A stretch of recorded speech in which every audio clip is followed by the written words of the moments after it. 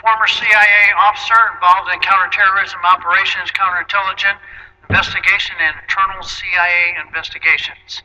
Following his tenure as a federal agent, he published a book, From the Company of Shadows, and I believe, is that the book that's out front on the counter? That's what I thought. And which you can purchase, like, I guess, unless they're giving them away. You can purchase them after the talk. And Mr. Shipp warns Americans of the staggering decline in the United States. You think? Evidence of the actions of the executive branch. U.S. intelligence agencies' manipulations and the news media. We don't have enough time for this guy to talk. We can just do the news media. That we can. But hopefully we get a little bit of everything. Please welcome, and it's an honor for me to welcome Mr. Kevin Shipp.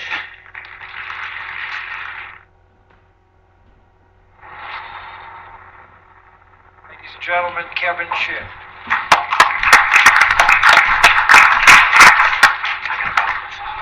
Thank you, Roger.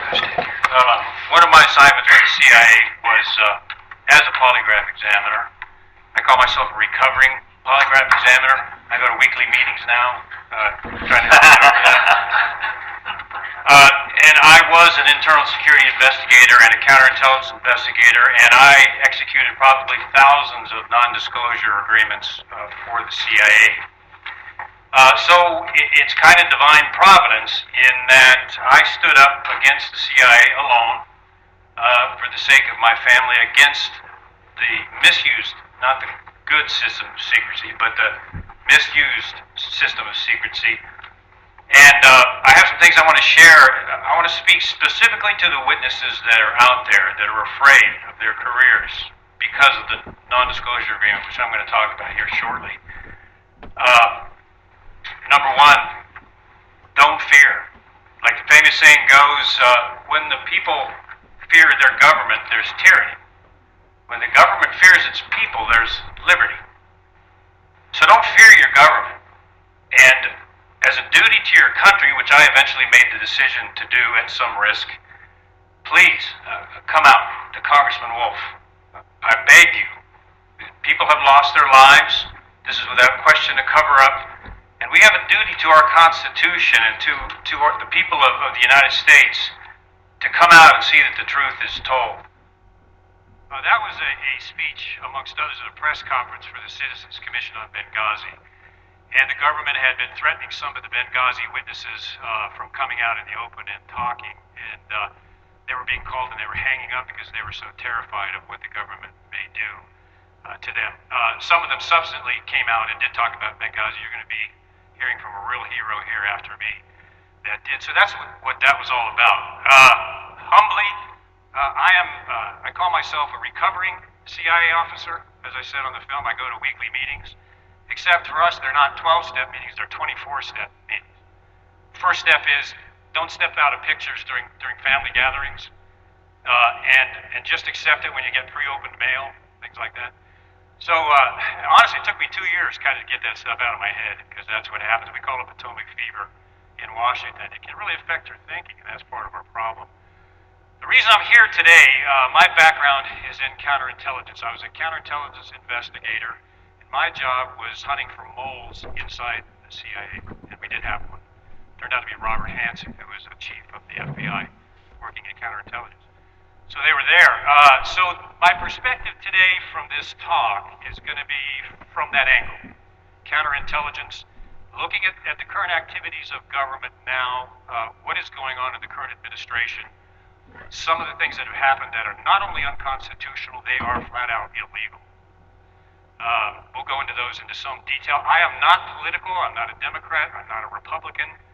I'm not up here to give a political speech. I'm here to analyze what I call a post-constitutional government. We no longer function under a government that abides by the Constitution. As shocking as that is, I think by the time we're done, could you go back just one? I think, good, okay, we're good. Thank you. When we're done, I think it's going to be shocking what you see. I hope it makes you angry. I hope that people that are watching this live stream on TV or their computer listen to this And I exhort you, everything I talk about today, check it out for yourself. Go and research it, because it's quite shocking. I'm going to talk about a government above the law. The government that we have right now, the administration, I will show you and document that they have broken the law. They have committed multiple felonies. They have violated the Constitution on several fronts, and they have committed, without question, what are felonies. I'll talk about when a government lies to its people. We have several government officials that have lied to Congress under oath several times and gotten away with it. We did that, we'd be in jail for a couple of years. Got away with it. I'll prove, I'll show you exactly what they said. This is going to be chilling. The Muslim Brotherhood, which is the oldest terrorist organization in the world, I'll have some of their quotes, have penetrated our government in the State Department, and they are all the way up into the White House, and they are connected to the President of the United States himself. Sounds shocking? It is, but we'll prove that it's true. A case for subversion. From my background, I'll show you this. I think that our government has been subverted. We're looking at essentially the Islamization of America. And I don't say that lightly. Now, I have nothing against Islam. In my book, I talk about I went over to a dangerous assignment and protected an Islamic government from assassination, and there was a horrible thing. They were bombing the city. So I'm not doubting Muslims. I'm talking about radical Islam. I'm talking about the Muslim Brotherhood, which is a radical terrorist organization. Above the law. I want to stress this because people forget this. The Constitution is the supreme law of the land. It is the ultimate law of the United States. Some people think, well, it's just an ideological document. It's kind of just the philosophy of our country. No, in criminal justice, the Constitution is law. And any violation of the Constitution is a felony, punishable by prison. So if we understand that the Constitution isn't just a nice philosophical document, it is a legal document that binds all government officials, we understand that, and violating that, the Fourth Amendment, for example, is a felony. Okay, so when we go into that, just remember that. Barack Hussein Obama, people don't know, but he issued a classified Presidential Study Directive, or PSD-11. It is, and they pieced this together just from outside comments, it is the president's goal to reform the Middle East and North Africa, specifically in the case of opening up to Islam. And it is also speaks to opening the door and supporting the Muslim Brotherhood. Now you see why it's classified. Not even Congress can read this document. Nobody knows what's in there except what's been leaked about connections to the Islamic Muslim Brotherhood. I thought this was we the people, didn't you? I thought this was a constitutional government, didn't you? Why is this classified? Not even Congress or Senate, our representatives, can see this thing. Active support of the Islamic Muslim Brotherhood by the President of the United States himself. He trained and funded the Muslim Brotherhood during the takeover of Egypt, when they took over Egypt and the Muslim Brotherhood started running Egyptian elections. They instituted Sharia law. They were beating women. They were persecuting and jailing Christians, which is what Sharia law teaches. Back in my book, I have a real high-level summary of what Sharia law is so people can see. It is really bad.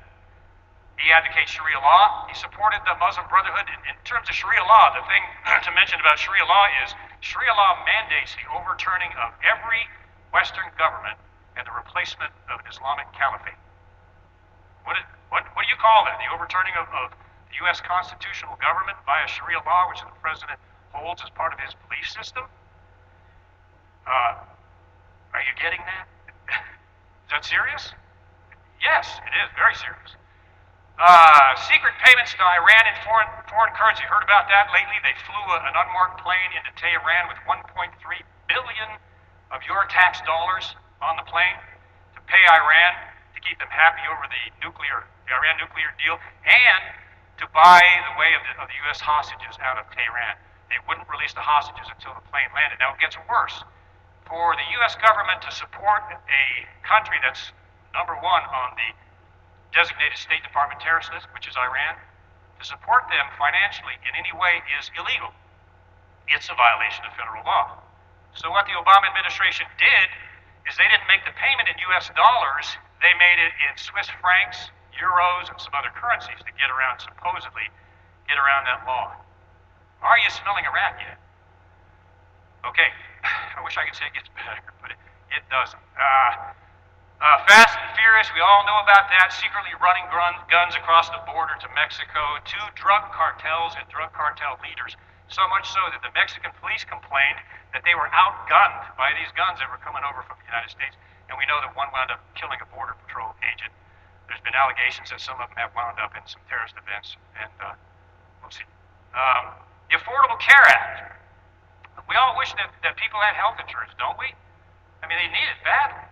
So we need a program for the uninsured. There's no doubt about that. But of course, what we got was not what we thought we were getting. They bypassed Congress and the states and forced this not just on the American people, but on the states themselves. Remember, states are supposed to be self-governed. They forced it on the states, and Nancy Pelosi, who I'll talk about in a second, in terms of fibbing, and Barack Obama himself knew that there were going to be policy cancellations a year before the law was even passed, because they had a big conference and they discussed that probably 6 million people were going to lose their coverage. So they knew before the law was passed that there was going to be cancellations. They lied about it and said there would be. When I get into the government lies, so it's people that will talk about that. Executive amnesty, an open wound, I'm sure, for a lot of you out there. Illegal aliens and Islamic Syrian refugees being resettled in the United States and given citizens' rights. That's illegal. That's against U.S. immigration law. It's illegal. It's a felony. They're not informing the states that they're resettling these refugees. Rick Scott in Florida just came out public against Obama because Obama settled Syrian refugees in Florida and didn't even tell Rick Scott, the governor, that he was doing. That's kind of tyrannical. Rick Scott, he's got a good bit of courage, called Obama on that publicly. He said, oh, no, you don't. No voter ID to vote. I'm just going to let that hang there. Every other country, including ones that are less democratic than we are, you got to have an ID to vote. Refugees and immigrants do not have to have an ID to vote. Now, do you suppose there's a reason for that on the part of the progressive movement? Yeah, more voters, right? Who do you think they're going to vote for? People that brought them in. It's an operation. It's well thought out. Secret prisoner exchange. I'll talk about this later. Bo Bergdahl exchanged for 5 of the worst Taliban leaders that they captured. Bad guys. He was a deserter. They knew about it. That was illegal. You have to go through the Department of Defense and Congress to do that.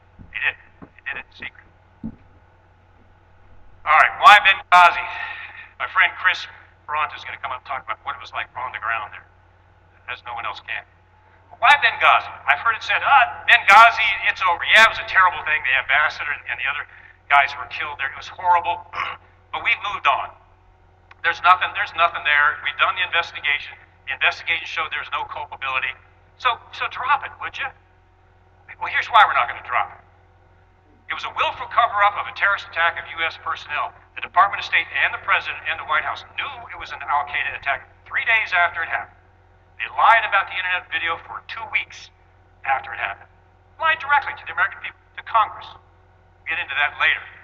They aided the Islamic jihadist revolution in Libya. The jihadists, if you don't know, and you probably do, have taken over Libya. It is run by the Muslim Brotherhood and Al-Qaeda right now. It is a mess. It is a breeding and training ground for Al-Qaeda operatives right now. It's gone. It's over. Thank you, Obama administration. A lot of people don't know this yet. They provided arms to Al-Qaeda. This is how they did it. Now, for the Obama administration to provide arms and tanks to the Islamic jihadists in Libya directly would have been a violation of U.S. and international law, right? Well, this is how they did it. The Obama administration and Secretary Clinton went to Qatar and Saudi Arabia, paid them money, and Qatar and Saudi Arabia provided the guns into Libya. Those guns ran from Libya up to the Turkish border and were provided to the Syrian moderate Islam. Is there any such thing as a moderate jihadist rebel? Excuse my, duh. There's no such thing, and we'll find out why. So they armed and funded the Free Syrian Army covertly, once again, illegally. The Free Syrian Army, many of them, morphed into, guess what? ISIS. ISIS now has U.S. weapons. They're driving convoys of U.S. tanks that the administration refuses to bomb. And they have trained fighters that came from the moderate Free Syrian Army that are now ISIS. I'll show you a picture of one of our senators actually hanging out with him. All right, this is aiding and abetting the enemy, folks. The enemy of the United States, the Muslim Brotherhood, and Al-Qaeda, flat out. The president was absent the night of the attack. Nobody knows where he was, and his campaign won't say where he was. He turned it over, even verbally, when it's admitted, he just said, over to you on that, take care of it. He disappeared. Where'd he go? This is the commander-in-chief of the U.S. forces in a crisis in the Middle East, turns it over and disappears. Now, someday we're going to find out where he was. That's one of my personal dreams. They lied to the American people repeatedly about this internet video, which I'll talk about the government lying over and over and over, knowing it was not so. And even worse, he went before the UN General Assembly in 2012, and he told the UN General Assembly and the world that it was an internet video. I mean, how much nerve did this man have? And I'm coming up from the perspective of an investigator. What in the world? Before the world? What kind of ego is that would do something? I mean, it's unheard of. Eric Holder signed off on the domestic surveillance of Fox News correspondent James Rosen. Not just him, but 100 Associated Press journalists. They got their phone records. They got their conversations.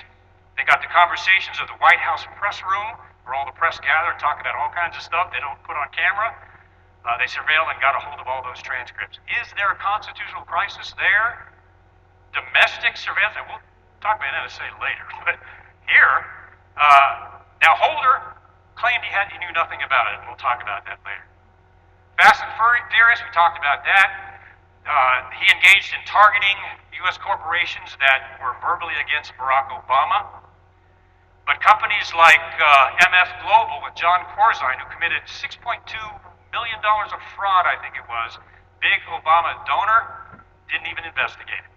Selective prosecution by our top law enforcement officer. Wouldn't appoint a special prosecutor for the IRS targeting. Refused to do that. We all know that happened. And I already talked about refused to investigate individual corporations. Thanks. Next one. Hillary Clinton. Oh, gosh. Along with Barack Obama as Secretary of the State, supported the Muslim Brotherhood and issued the leaders visas to enter the United States to talk about the election in Egypt and the takeover of Mubarak and his government. She trained, the State Department did, the Muslim Brotherhood on how to win the election. The State Department influencing a foreign election and training them how to take it over? She provided billions of dollars in aid to the Muslim Brotherhood of Government of Egypt. I think it was 1.5 billion. They gave them F-16 fighters and all kinds of other stuff. While Mohammed Morsi was locking up Christians and forcing women to wear burqas and all that other stuff, our government is paying him millions of dollars. I think it's 1.2 billion, huge amount. It was a billion. She has advocated verbally the legalization of Sharia law in America. I say, okay, she's the first one that gets a burqa. Doesn't that sound fair? Yeah, and she can't go out in public without Bill with her. Doesn't that sound fair? But she does. She promoted the criminalization, along with the UN, of any speech criticizing Islam, making it a penalty of prison by speaking against the Prophet Muhammad or Islam. That should run a chill right down your spine. What's that? That's right. Boom. Bullseye. She can't lock up millions of people. Did you get that out there? We know about this. Private secret server located in a bathroom closet in a loft apartment in Colorado, where she did all of her State Department business. All of it. She did not use any of her internal State Department Secretary of Defense. If you didn't use that at all inside it. Everything she did on this secret server. Now, I know from having worked with the agency and Department of State, the Secretary of State and below, they work with a lot of very highly classified information. They have to. They exchange it back and forth with the agency all the time. Some of this, as the slide says, was top secret, sensitive compartmented information, SCI. Very sensitive satellite information of Libya. What a surprise. And also information as to Chris Stevens' whereabouts and his travel were on that server. And it gets worse than that. Once they found out, once the investigation started in the press and then the Congress took it over, oh, oops, she deleted 30,000 emails. Well, they were about Hillary's wedding, she said. Boy, that must have been one big wedding, 30,000 emails. Obstructing justice, destroying evidence, without a doubt. If that was a lower level employee, in this case, it's hard and shut. Should have been. She lied to the FBI. I don't know if you've read the 35 lies she told. But did you know there was a secret server that was prostituted? No, I can't recall. Well, did you know that Brian Pagliano set up the secret server? I don't remember. I don't know anything. I don't remember Brian doing it. It's things like that, 35 times. We'll see what the FBI did with that. She lied lied under oath about Benghazi before Congress, along with the shipment of arms. I'll talk about that a little bit later. And of course, what we have now is the Clinton Foundation with donors like Saudi Arabia while she was Secretary of State. And Lockheed Martin, the biggest government contractor for arms, one of them in the United States, was a Clinton Foundation donor who happened to have a board member by the name of James Comey, who's now the director of the FBI. It just gets more rank all the time. It's alarming stuff. There's still, I think it was 20 positions, government positions, within the Department of State. Every single one of them was a donor to the Clinton Foundation, and then was appointed after that. And they were foundation donors. So she was appointing people based on their donations. Legal problem with that? Anybody? The FBI is allegedly investigating the Clinton Foundation now. They don't have a rugged track record now, do they? We'll see. I was talking to Chris in the back about this. You remember Clinton said the Accountability Report has done an investigation of Benghazi and they put it to rest. The report is done, she said over and over. We've been proven that we did nothing wrong, and the media just followed right along, wagging its tail. It's over, drop it. Well, what people don't know, and I've got this, I've read it and studied it, this is where this came from. The ARB only examined the security situation before the attack, and what people don't know, there was no investigation of the attack itself, her actions, or who did the attack. Nothing. Zero. That's what people thought it was. That's not what it was. Secretary Clinton and other senior officials she was never investigated. They never interviewed Secretary Clinton, the ARB didn't, about Benghazi, never. There was no written transcript of the witnesses that they did interview. All low-level employees, well, we didn't take any records, they said. It was just a verbal interview. I can tell you from investigations, you always either take a tape recording or you write things down. I mean, that's just the way it's done. That's investigation 101, for goodness sake. Interviews to expose the ARB when people came out with this stuff were turned down specifically by ABC and CNN. Didn't want to talk about it. Enough said. Okay? James Comey, we know about him. I'll talk about him in a moment. Hillary Clinton's illegal activity with the server. He proved she broke the law and didn't prosecute. Anybody see Trey Gowdy's grilling of James Comey? Oh, is that beautiful? If you haven't seen that, go watch it. You have to watch it. You out there, if you haven't seen it, watch it. It's a must-see. Janet Lynch, Comey's boss, had to approve that cover-up of Hillary Clinton's criminal activity, without a doubt. And of course, we all know about her accidental meeting with Bill Clinton at the airport before Hillary got off. If the more you study about the Clintons, the dirtier it gets. And you think that was just, they talked about golf and their children, I think she said. You really think that's true? Probably not.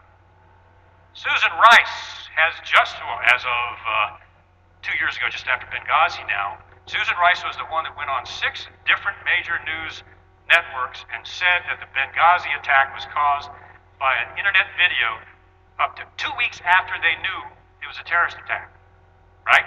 And when they testified to Congress, after lying, she was going to be in a lot of trouble. They were going to bring Susan Rice in, and they're going to put her under oath, and they were going to investigate her. Well, so what did Barack Obama did? He appointed her as the new National Security Advisor, and guess what that gives her? Look at the bottom of the slide. Immunity from testimony in the Benghazi trial. Bishop 1 to Knight 4. Chess move. Now she will never be prosecuted for going out knowingly telling that lie to the American people. Here we go. My background, it's not shocking. When I was in there, I saw things similar to this. Some of it's in the book. Obama, the CIA under Obama, and John Brennan tapped into the computers of Senate staffers on Capitol Hill to get access to the interrogation report that the Senate was writing. The CIA tapped into the Senate on Capitol Hill. That registering? That is a felony. It is also a gross violation of the Constitution. They did it. Brennan, CIA director. Thank you, Dave. Thanks, Dave. Brennan, the director of the CIA, even came out and admitted it because they had the goods. These people only admit things when you catch them. But he came out and said, yeah, okay, we did it. We're sorry. It won't happen again. Excuse me? What about a conviction? And it gets worse than that. Surveillance of Congress. Barack Obama's orders surveillance of the U.S. Congress inside the United States, inside Capitol Hill. This is what the intelligence that they got from the NSA. You thought the NSA spying program was over? Conversations with members of Congress, the Israeli Prime Minister, and Jewish organizations gotten from the NSA. Now, notice the targeting is of Israel. We'll get into that later. Israel is targeted by this administration over and over, and there's a reason for that. But they were tapping into sensitive domestic political debate on the Iran nuclear agreement before the payments were made. NSA surveilling the U.S. Congress inside the United States. A felony. Major constitutional violation. So, and I've experienced this personally, when you request the government to give account of its criminal activity, initially, the first few times, they refuse to do it because you don't have the need to know, it's too classified. And if you keep pressing, which Darrell Issa did, they say, okay, well, all right, we'll give you the documents. Okay, will that make you happy? Well, this is what they gave. This here is fast and furious. Oh, that's a big help, isn't it? Why don't you just take a can of black spray paint, spray it on a piece of wood? What's the difference? You'll see in my book they did the same. Well, they tried to do the same thing. We kind of got around that a little bit legally. But this is what they do. If you want to conceal information, there's a good side of secrecy that used to protect us when we're on a mission overseas. We'd be killed or badly tortured. It protects our military troops when they're on sensitive movements overseas. That's good secrecy. I mean, there is a good system of secrecy. It protects our military and satellite information. That's a good system, but the system has been taken and now it's being used for activity like this, illegal activity. I've seen it personally, participated in it personally. I was there during the Iran-Contra scandal. They do this with impunity. They are, CIA specifically, is a separate entity from the U.S. government in terms of law. So if you want to conceal it, classify it. This is what they gave him. All right, let's move on, and I'll lead up to something here towards the close. When a government lies to its people, when a government lies directly to its people and its Congress, that is a constitutional crisis, right? We, the people, are supposed to be ruling our government. When the government lies to us with impunity, and not just that, but lies under oath to Congress and our representatives, folks, we're in a constitutional crisis, and you'll see they do it as a routine. I did it for 10 years until I wised up, went to church, kind of got over that. Anyway, enough said there. President Barack Obama lying to the American people. This is our commander-in-chief, chief leader. Here's what he said. I didn't know about it until I read it in the newspaper. Things like this. The IRS targeting of constitutional Christian and other related Tea Party groups. Oh, he didn't know about it until he read it in the paper. Right? NSA spying on Americans. I didn't know about that until I read it in the paper. Petraeus' investigation, when he was under investigation, when Benghazi, a very stinky affair, and they drug it out. Some of us thought he was being bribed to stay quiet about the arms running. But anyway, they asked him about that. I didn't really know about that until I read it in the paper. Fast and Furious. Oh my gosh. I didn't know about that until I read it in the Washington Post. This is the President of the United States. Bugging the phone of the German Chancellor when that came out. And Germany was outraged. Obama's response was, I didn't know about that until I read it in the paper. The Affordable Care Act policy cancellations, the $6 million I talked about, he didn't know about that until he read it in the paper. Well, he did. I just proved he did. He knew about it before the act was passed. So in Watergate, the thing was, what did Richard Nixon know and when did he know it? But here, in this case, it would be, what did he not know and when did he not know it? When people lie, it's like you have to keep lying and lying, and it gets more ridiculous as you go on. That's Hillary Clinton's problem. My master's degree is in forensic psychophysiology, and that's a fancy word for detection of deception. when you lie, you have to tell another lie. And you have to tell another lie, but you forget the first lie, so the third lie gets more ridiculous. Then you realize how ridiculous that lie is, so you have to tell another one, and they get worse as you go on. And more unbelievable and ridiculous. That's how the human psyche works, is in that that's why you don't lie. It doesn't work. Anyway, Benghazi, Secretary of State Hillary Clinton stated this: I have made it very clear that the security cables did not come to my attention or above the Assistant Secretary level regarding withdrawing security or withholding security from the ambassador. However, a 46-page report by 5 committees of jurisdiction cites an April 19, 2012 cable bearing Clinton's signature, cites Clinton ordering the withdrawal of security elements from Benghazi for those to proceed. Lied under oath. Still walking around. Here we go again. Attorney General Eric Holder, in response to surveilling American journalists inside the United States. This is what he said under oath to Congress. In regard to potential prosecution of the press for disclosure of material, this is something I've never been involved in, heard of, or would think would be wise policy. However, they found the affidavit where he had personally signed off on this surveillance of the press. His signature on it. Maybe he'd taken Ambien before it, I don't know. Secretly subpoenaed records of this Associated Press. His signature is all over these things. He approved the program, he knew about the program, and yet with impunity, he lied under oath. These people don't care, folks. That's how bad our government, they will lie under oath without the slightest bit of remorse, because it furthers a cause, which I'll talk about momentarily. Nancy Pelosi, we have to pass the health care bill so you can find out what's in it. Now, that's a goofy statement to begin with. But it turns out that Nancy Pelosi knew that 6 million policies were going to be canceled well before the bill was passed, because they had a big conference with congressmen, senators, and her there, and they estimated that 6 million policies would be canceled because of this. She knew it before it was passed. Lied. Anybody see Director of National Intelligence James Clapper's testimony about the NSA surveillance program? You ought to watch it.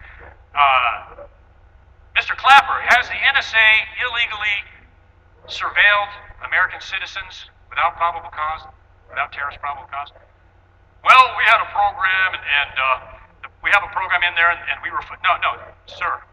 Did the NSA spy on American citizens in the United States? Well, we have a variety of programs in the NSA, and they're well...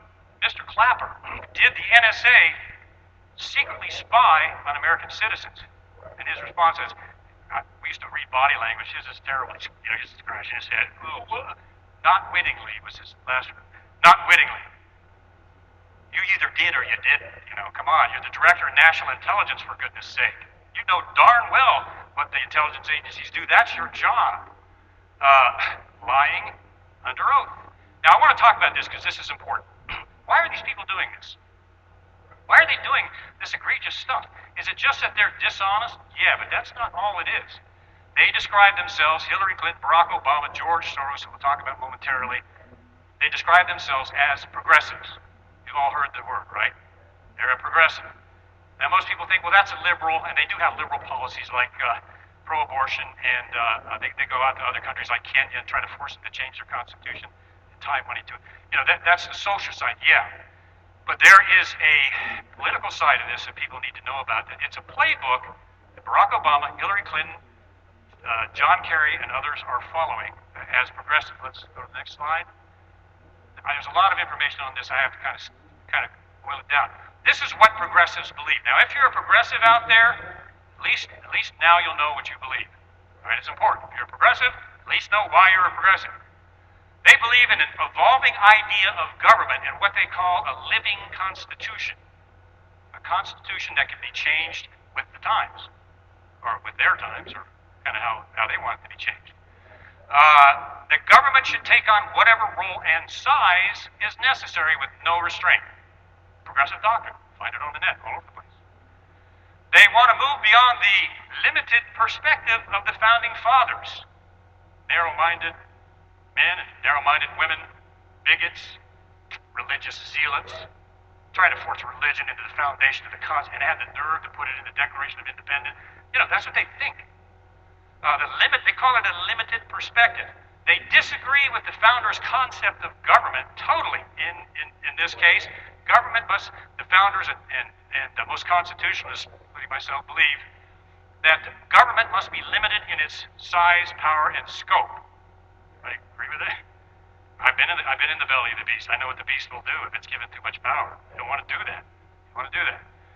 Progressivism disagrees with the Declaration of Independence.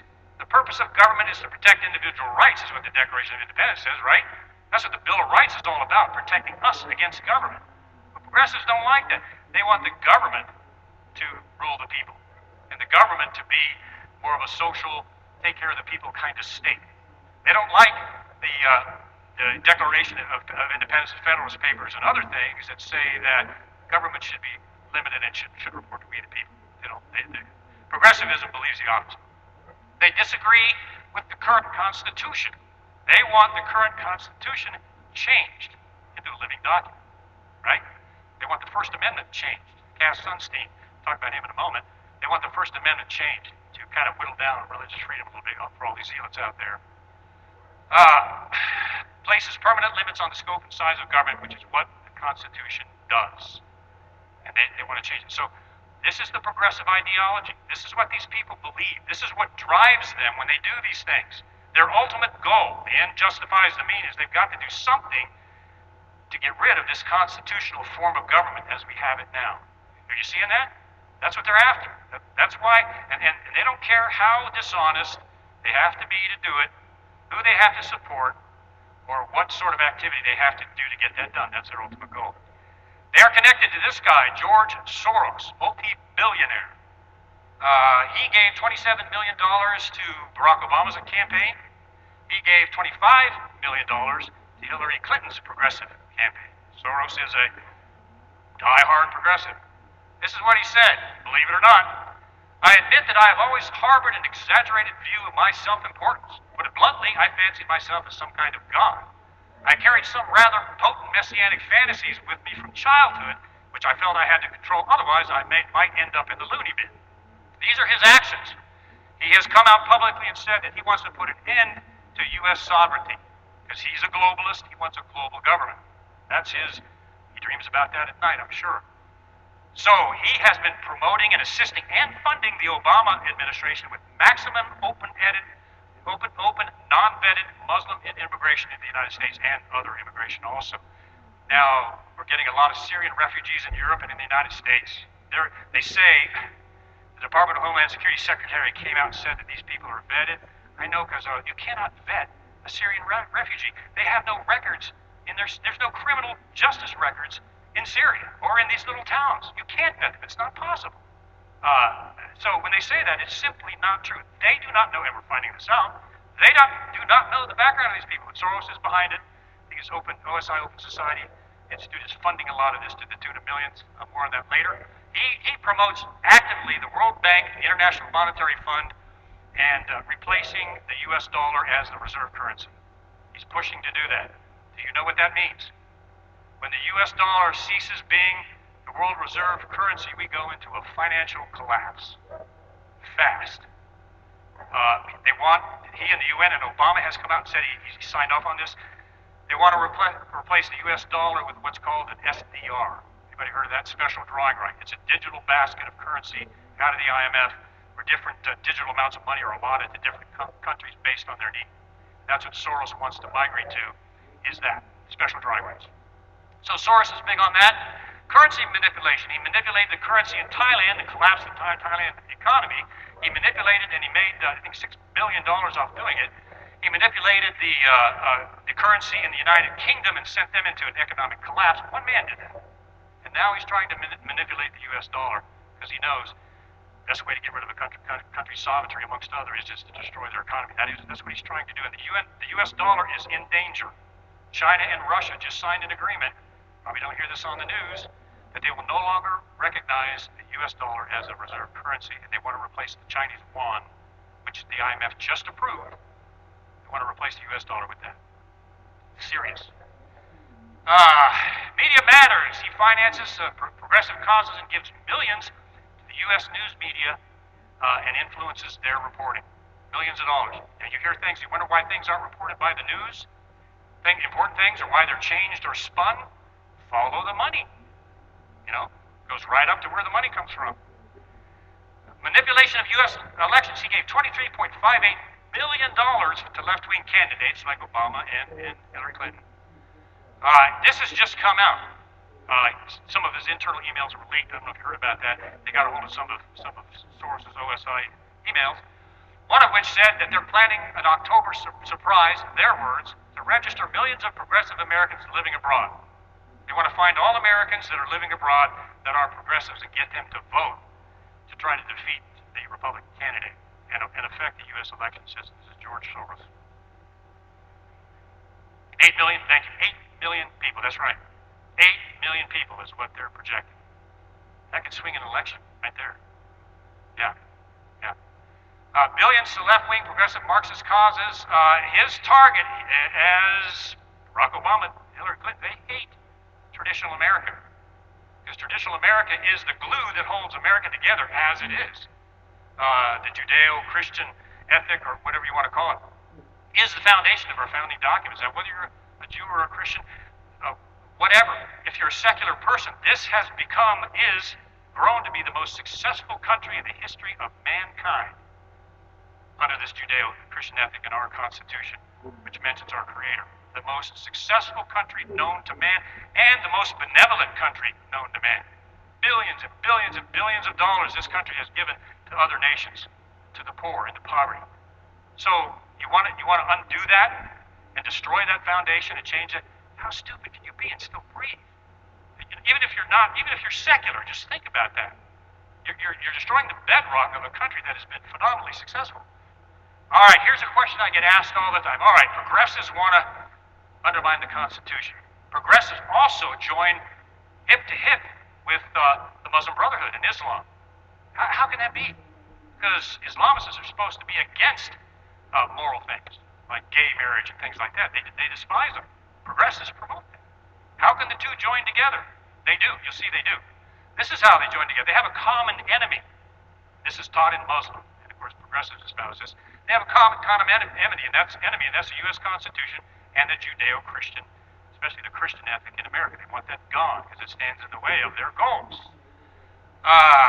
Progressivism. Islam is a convenient and powerful tool to help them destroy U.S. sovereignty. That's why Soros promotes Islamic immigration so heavily around the world, including Europe. It's partly behind the Syrian crisis in Europe.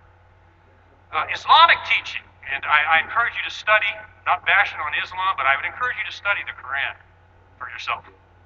Study it for yourself. Don't listen to what people tell you. Read it for yourself because you need to do that.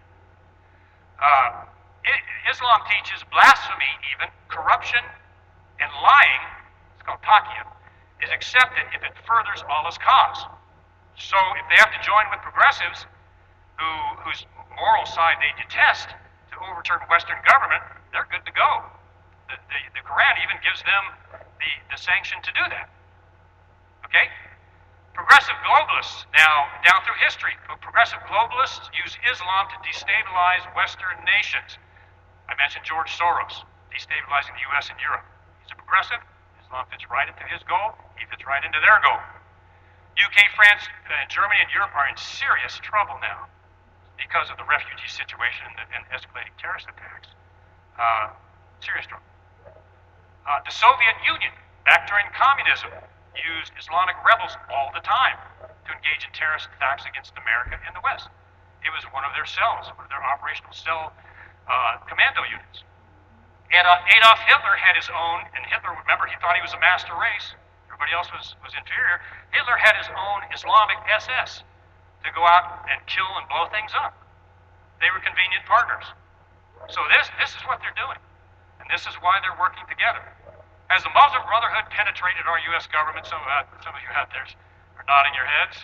Oh, no way, not possible. Come on, man. That's a conspiracy theory. Baloney. You know who invented the word conspiracy theory? U.S. intelligence and the CIA back when they were doing conspiracies.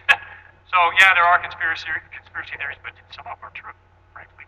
So, if you have an open mind as an investigator, you start with the facts. All right, so has the government penetrated by the Muslim Brotherhood? Next slide. Let's prove it. The The FBI raid on the Muslim Brotherhood safe house stronghold uncovered what's called the Muslim Brotherhood Explanatory Memorandum. This is what it says. The Ikhwan or Brotherhood must understand that their work in America is a kind of grand jihad in eliminating and destroying the Western civilization from within and sabotaging its miserable house by their hands in the hands of their believers so that it is eliminated and God's religion is made victorious over all other religions. That's what our president believes and supports, folks. Again, at the bottom, a settlement process to build a Muslim population in America, once settled, undertake a grand jihad aimed at eliminating and destroying the Western civilization from within. That is the Muslim Brotherhood's goal out of their own documents. All right? Take that with you. Barack Obama has appointed these men as some of his close national security advisors. Arif Alican, Professor of Homeland Security and Counterterrorism at the U.S. National Defense University, operational member of the Muslim Brotherhood. Mohammed Elabiri, if I'm pronouncing that right, Department of Homeland Security, appointed by Secretary Janet Napolitano to the Homeland Security Advisory Council. Homeland Security Advisory Council. He's a practicing operational member of the Islamic Muslim Brotherhood. Rashid Hussain, Deputy Associate White House Counsel for National Security and News Media Affairs. Maybe that's why the news media doesn't cover this very well, possibly? Coming down from the White House? Yep. Dalia Mogahed, White House Advisory Council on Faith-Based and Neighborhood Partnerships. Remember the community organizer part of our current president? They never said what he did as community organizer, but a lot of times they'll send radical people into other states to support the... Anyway.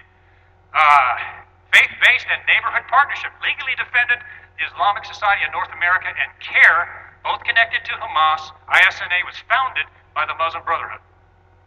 She is an operational member of the Muslim Brotherhood and has defended them legally in court.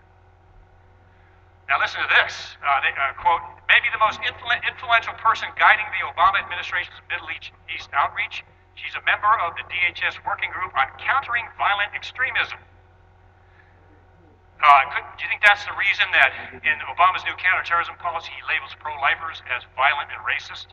In the Obama's new counterterrorism policy, it's in there. Get it, read it. Came from here, maybe? Could be.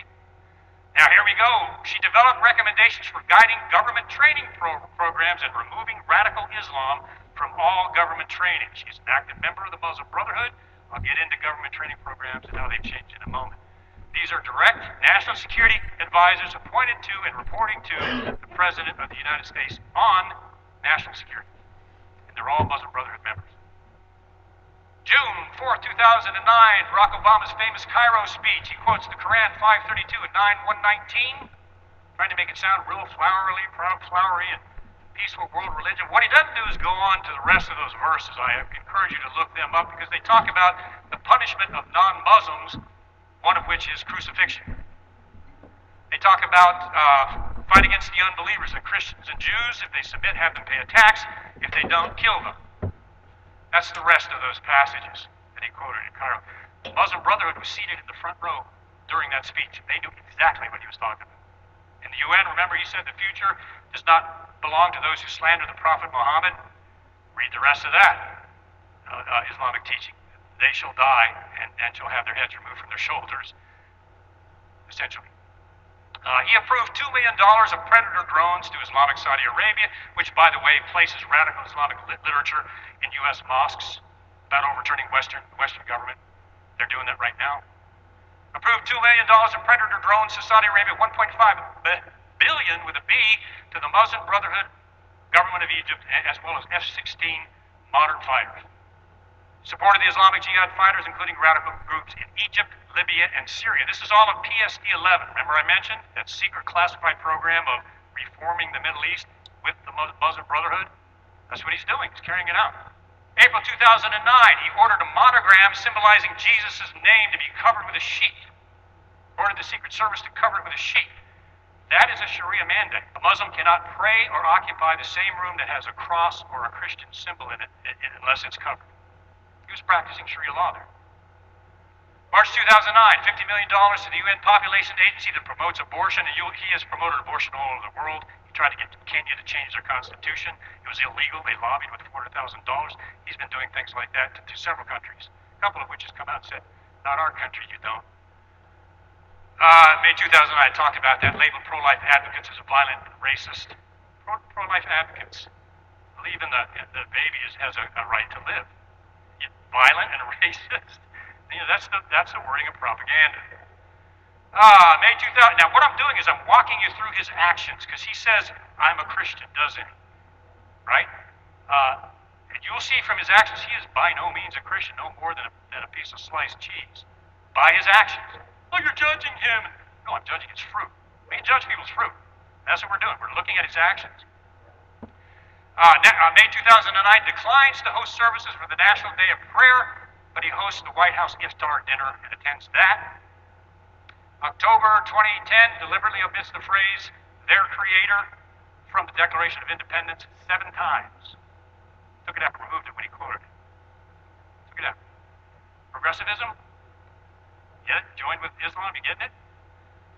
All right, 2010 he avoided all Christian holidays, but he recognized every traditional Muslim holiday. So, the Muslim Brotherhood overtook Egypt. They were forcing women to wear burqas, stay at home. They were locking up Christians. I think they crucified a few of them also out front of the gates. So the Egyptian people had enough. And one of the most inspiring movements, social movements of the people happened in Egypt, where the people of Egypt overturned the Muslim Brotherhood government and arrested Mohammed Morsi and put him in jail, put an interim democratic government in there, and they're forming a democratic government as we speak, and they threw the Muslim Brotherhood out. But look at the signs when they were protesting. Obama and Patterson, the U.S. ambassador, you support terrorism in Egypt. There are other signs saying, get out of our country when Obama's a terrorist. Look at the one down at the bottom. You are not welcome in Egypt, Hillary Clinton, supporting the people knew what the Muslim Brotherhood is. And they knew what supporting the Muslim Brotherhood meant more than the American people do, for goodness sake. And so they threw Morsi out. Now look what Obama did. Within hours, the Obama administration warned the new U.S. government that they would withhold billions in U.S. aid unless they reinstalled the Muslim Brotherhood government. Didn't care whether it was a populist takeover. Didn't care less. They wanted the Muslim Brotherhood back in there. Unlike the support and training for the Muslim Brotherhood, they stopped all aid, all training, and all support and remained silent to the new democratic government. Okay? Are we seeing a pattern here? Are we seeing kind of a thread weaving through this? Hillary Clinton approved visas for the Muslim Brotherhood's chief strategist. She trained the Muslim Brotherhood how to win elections. She collaborated with the Organization of Islamic Cooperation, OIC, in other words, to restrict free speech rights against Sharia and Islam. I talked about that before. She was behind that, along with the UN. She established a formal relationship with the Muslim, which is right along with Barack Obama, doing this very same thing together with Egypt and the Muslim Brotherhood. Excluded Israel from global counterterrorism training forums to discuss training terror. Left Israel out, wouldn't let them in.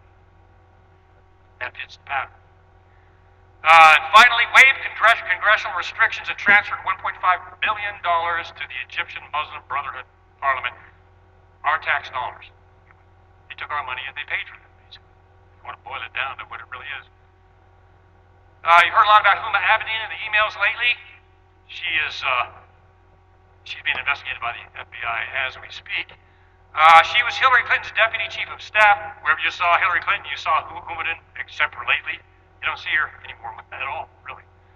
3 close family members connected to the Muslim Brotherhood and operatives or organizations. She was directly connected to the Muslim Brotherhood prior to working with the Clinton Institute for Muslim Minority Affairs, which was funded by Abdullah Omar Nassif, who's a major Muslim Brotherhood figure and financier of none other than Al-Qaeda. Hillary Clinton's chief counsel, chief aide, follows her, or used to follow her all over the world. She's mysteriously absent now. Connected directly to the Muslim Brotherhood. John Brennan, director of the CIA. I mentioned before the evidence is there that he's a converted Muslim, right? John Gundala witnessed his conversion to Islam in Saudi Arabia, chief of station of the CIA, converted to Islam. That's an anathema. When you're in a country in the CIA, you don't go over to the other country. That's called being recruited by the target. He became converted to Islam, and out of his own mouth, in a speech he said, I visited Mecca and Medina. It is one of the most inspiring things of my life. You cannot get into Mecca and Medina unless you're a Muslim and you have a letter from an imam proving that you are. Boom. Coordinated the editing of the Benghazi talking points and taking out Al-Qaeda while the video lie was going on. Obama appointed him as the director of CIA, where he presided over what was left of Benghazi and the gun-running operations up into Turkey and then into Syria, and the recruiting of the Islamic Free Syrian Army / jihadists. He's behind that. I have friends inside the CIA. Morale's horrible now. Obviously, there's more to it than that. That's not good. John Guindalo was an FBI agent who was there and witnessed his conversion to Islam. Some photos. Photo ops with Mohammed Morsi meeting and kissing up with U.S. officials during the time that they were supporting him with everything they could possibly do. What's interesting is there's no pictures of Barack Obama shaking hands. He put all his cabinet level members out there to do it, but he kept himself from getting photographed. Next slide. However, let's look at the bottom first. 2012. Obama had meetings with representatives of the Muslim Brotherhood in the White House several times. Okay? Obama requested White House visitor logs after it got out in the press, demanded that White House visitor logs be secret. So during that time, you go to whitehouse.gov, and this is what you read. Quote, as part of President Obama's commitment to government transparency, we are providing records of White House visitors on an ongoing basis online. This is after they said they were secret. That was their official lie/statement. So they brought the case before a court. Judicial Watch. Anybody know about Judicial Watch? Support Judicial Watch. They're the ones who brought out the Clinton emails. They're the ones who started the whole ball rolling. If you want to support an organization that's protecting our Constitution, they're the ones. Let me put in a plug. I have no connection to Judicial Watch, but support them. They're really about all we have left. They're the ones who brought this out.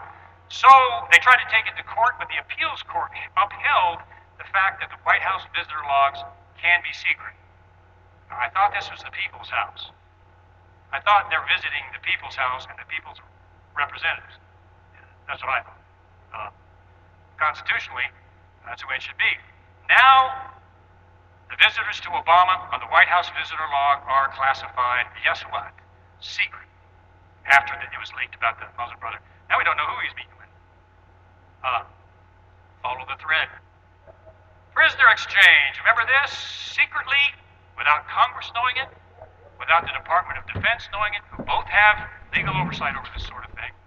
At dead of night, he exchanged 5 violent Taliban leaders, all engaged in terrorism, secretly released them and traded them for Bo Bergdahl, and they already knew he was accused of being a deserter when they made the change. Transferred a deserter for some of the worst terrorists that we had captured, and they're out there at margin. They're now replenishing the Taliban leadership after we had drained it. So John McCain went over there to meet with the moderate Islamic rebels, right? The Free Syrian Army. He wanted to go over there and pat them on the back at the end there. Oops. The one on the left was an ISIS leader. The one whose picture's in the back morphed, converted into ISIS. He's now an ISIS leader. The one down with the arrow at the bottom, he was an Al-Qaeda operative at the time this picture was taken. And then you have the general of the Free Syrian, quote, Free Syrian Army, all just palling up, and these guys work for the general of the Free Syrian Army. Do you think the Free Syrian Army are moderate Islamicists? No, jihadists. I mean, they're fighting to overturn Syria and replace it with a jihadi government. That's either stupid or intentional. In my opinion, it's intentional. But John McCain, that was an oops moment. Samantha Power, ambassador, appointed by Obama as ambassador of the United Nations, still there. She's proposing shifting $2 billion of aid, U.S. aid, going to Israel right now. She is proposing that aid be shifted over to support the Islamic Palestinians. She wants to deploy U.S. forces to protect Islamic Palestinians from the Israeli IDF. I have worked with the Israelis 4 times. I've been there 4 more times, working with a big conference speaker. They're the closest U.S. ally we have in the U.S., and they mean business. We lose them, man, we lose a lot. They want to take troops away and protect the Palestinians. And I know for a fact, because I've been there, the Palestinians are lobbing rockets into Tel Aviv, and so is Iran, so is Hezbollah. The Palestinians are blowing. I went to one place where they blew up a whole restaurant of innocent people. The Israelis are not doing that back. I can tell you, I've been there, worked with. They are not doing that back.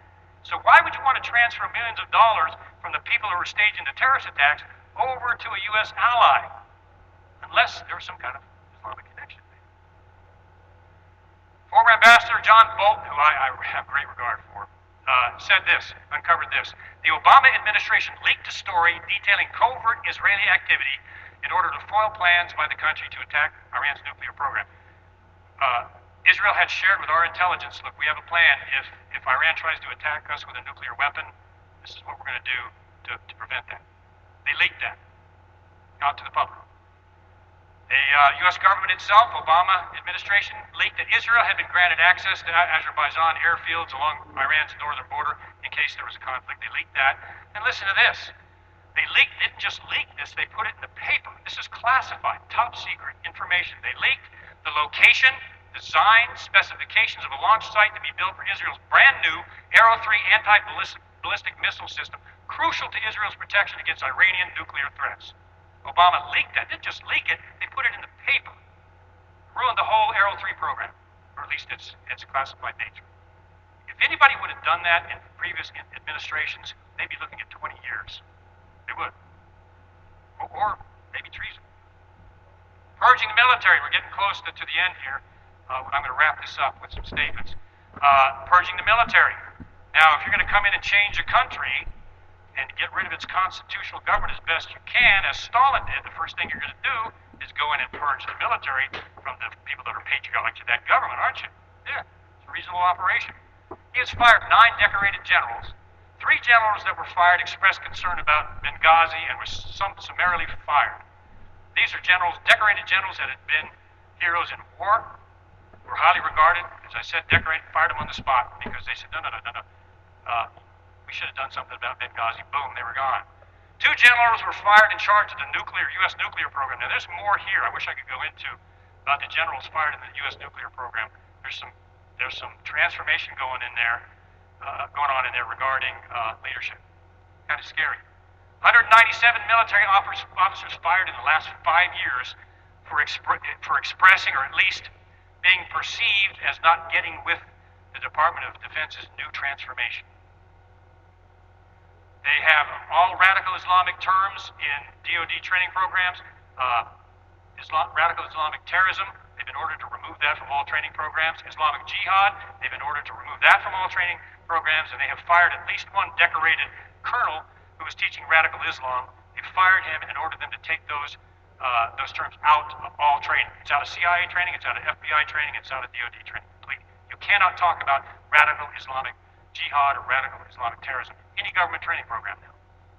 However, Christian chaplains have been targeted. Some of them have been removed from their position, and the DoD has been ordered to ban all crosses from the chaplains' offices, and they can't give Christian counsel to troops. It's got to be regular generic counseling. So they've sanctioned the Christian chaplains. However, no restrictions have been placed on Islamic practices or symbols. You can Google this. These articles are out there. Are you seeing the threat? I love this. Wrap all this up with this, because your humble speaker believes that this is true. Obama is the greatest hoax ever perpetrated on the American people. Go Clint. Bullseye. Isn't that beautiful? I mean, I'd like to put that up on my wall in the living room. All right, now I'm going to wrap this up as I get to my final points. Webster's definition of subversion. Okay? A systematic attempt to overthrow or undermine a government or political system by persons working secretly within that system. From my background, if you're going to engage in subversion or counterintelligence, you're looking for subversion. When they recruit somebody, people have called Barack Obama a Manchurian candidate. I think that doesn't fit quite well. I mean, it's close, but I think it's subversion more than Manchurian candidate was an old movie. Anyway, so if you're going to subvert a government, from a counterintelligence perspective, this is what you'd be looking for. You're going to carefully choose a person. Charismatic, speaks well in person, looks good, trained and groomed sometimes for years, waiting for the right time. Was 2008 right time? Oh, it was perfect. mean, we were all waiting for a black president. We all wanted one.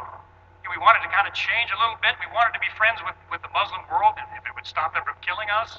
You know, the time was perfect. Soros and others come in with millions of dollars. Perfect person, perfect time. Personal background is concealed. Anybody know anything about Barack Obama's college background? Anybody know, has it been publicized what he did as a community organizer? Ever seen that? No, because it's concealed. They have to create a cover story or an identity that's appealing to the target, right? Change, new America. We're, going to end racism and division. Has that happened? It's gotten worse. And that's part of the plan, frankly, that Soros is connected to several of those movements. Yeah, 70%, well, we can go into that, but a lot of these organizations that are trying to instill racial division are funded by George Soros. 70% of those were bussed in from other states. And George Soros was connected in Charlotte, that's correct. Now, you may not like how that sounds, but again, we're following the facts here. And, if we're Americans and we love this country, we're going to follow the facts as best we can. You college students, follow the facts, please. Check out everything we're saying here, please. It's your country, and we don't know how long this is going to go. Okay, secret mechanisms of financial support. I know when we did counterintelligence investigations, the Russians would secretly finance their their plans inside the United States, and we would find out that there's money coming to this person that the trail wasn't connecting anywhere. So there's going to be a secret mechanism of financial support. Of course, the goal is to penetrate high levels of the target government, right? I mean, that's like the cartoon where the cat looks at the little chicken and sees a smoking drumstick. I mean, that's Soviet paradise, man. And that's happened. Soviets penetrated the OSS with the precursor to the CIA.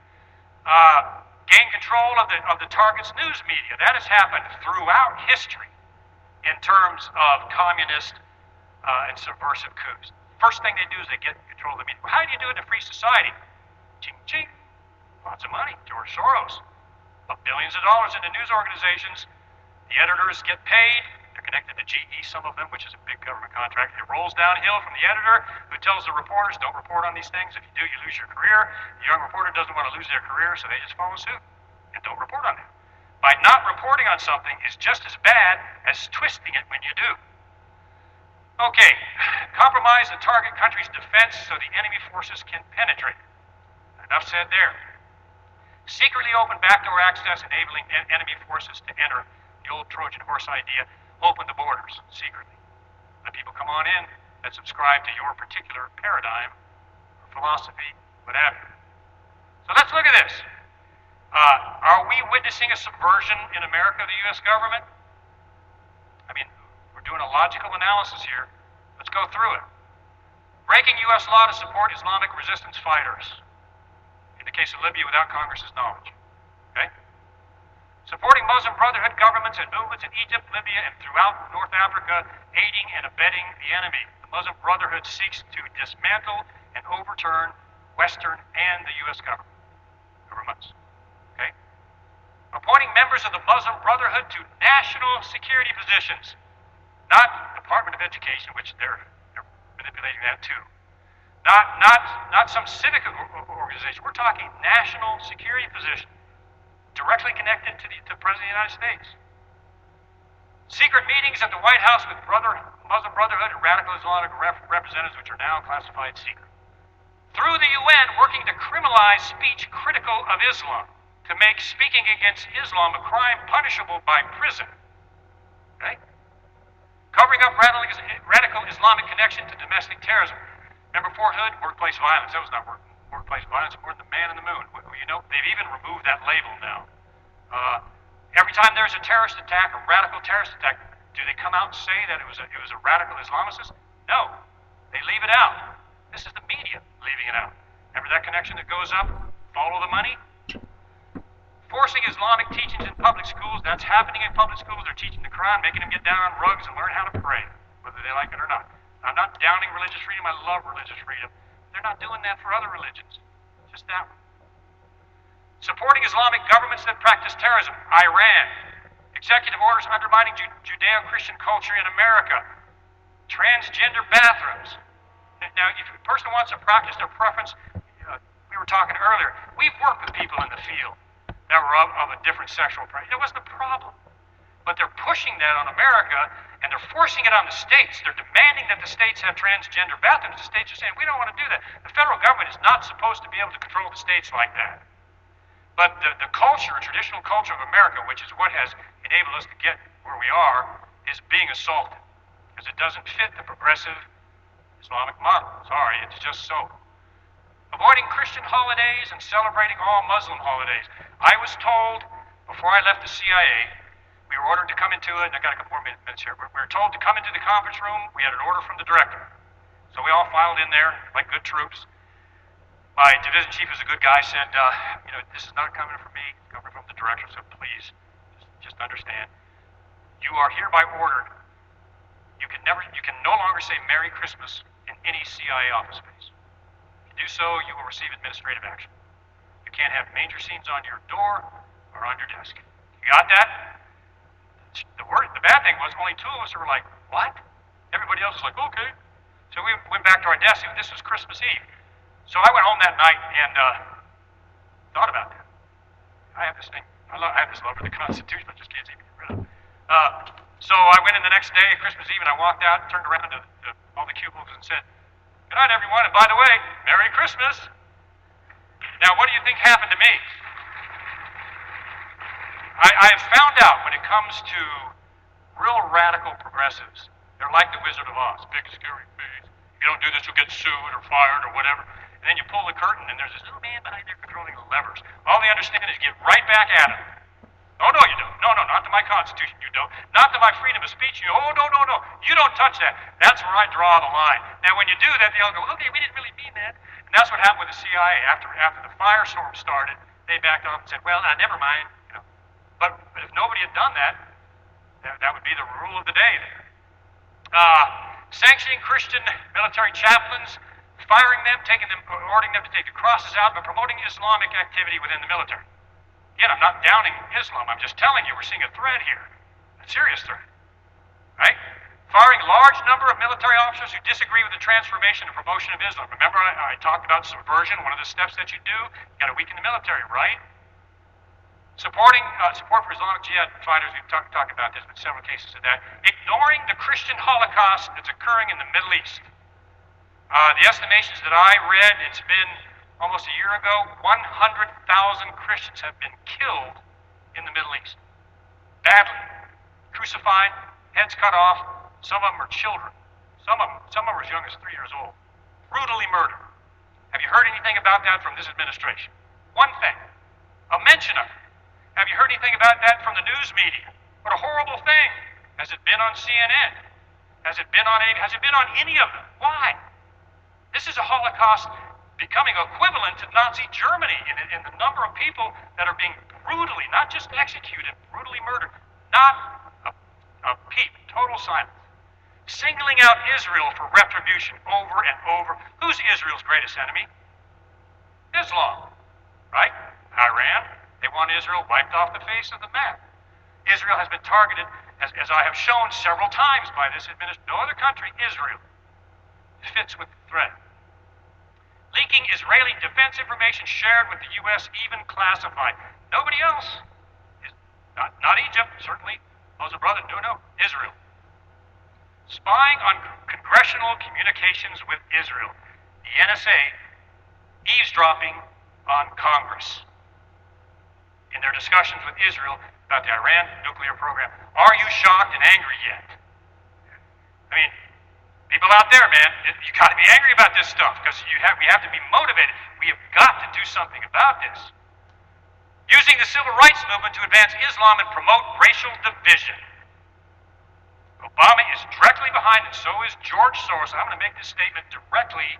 They are directly behind and connected to some of these racial protests that we see, and I'm talking the violent ones. They're directly connected to that. I'm sorry, because you talk to a lot of the black population, they want nothing to do with that stuff. Even the president himself is fomenting this, and it's not just racial equality. It is promoting division, divide and conquer, dividing the United States, and right down those lines. Black Americans, white Americans, don't let this happen. This is our country. We've got to stop this. You stop it through unity. We're all Americans. That's where we have to go. There are wonderful churches out there that are multicultural. I have a pastor, one of them sitting out here. Black, white, Asian, young, old, and you don't even notice race there. Dave McClellan, pastor from Statesboro. You don't even notice race there. Everybody they're all unified around the Christian belief in that particular church. It's just not there. Unity is the answer. That's how you defeat that stuff. Okay. Influencing the news media to conceal radical Islamic activity. Remember we talked about taking over the news media? One of the fundamental goals is subversion. Blocking the FBI from investigating radical Islamic activity in U.S. mosques, even though there's probable cause there are weapons in there. An operational plan. They've been ordered not to do it. Appointing a Muslim CIA director who's now in charge of covert operations supporting jihadist rebels. Use of the NSA to eavesdrop on congressional committees. We talked about that. Secretly paying millions of tax dollars to the Islamic government of Iran. Keep going. We talked about that. In violation of U.S. law, transporting Syrian Islamic refugees into the United States secretly and giving them voter rights. Remember, open the door to your enemies. Supporting the invasion of Europe with Islamic refugees, Soros connection, promoting globalism and the progressive Islamic connection. Billions of dollars, Muslim Brotherhood, overturning the government of Libya, which is now controlled by the Muslim Brotherhood, demonizing Russia because Putin came out and said, I will have nothing to do with you pushing Islam on my country. Believe it or not, Russia is 80% Orthodox Christian. And he told Obama, no, not here. You are not going to do that to me. As a matter of fact, he's banned the Quran. You're not going to do that in my country. And so, and you're not going to come in Syria with these rebels either and start trying to overturn this. He's now being demonized as the new Stalin, of course, which is what they do. We may have a new Cold War because of this. As a matter of fact, it looks like that is starting. Putin is starting to deploy subs. He's talking about reinstituting the KGB, God forbid. And we are looking at the beginning potentially of a new world war. Next slide, guys. All right, wrapping it up here. So I wrote an expose on some of this stuff. I go into Sharia law in the book, Radical Islam. I talk about the use of secrecy to for cover-ups and things like that. And go to the next slide, and I'll show you as I wrap up here. Apologize. This is what they did to the book originally. Have you seen this sort of thing before? There's nothing classified here. This is talking about a negligence that happened where family almost died. Nothing classified. But they blacked it out anyway. Next slide. Remember this? Same kind of thing. Next slide.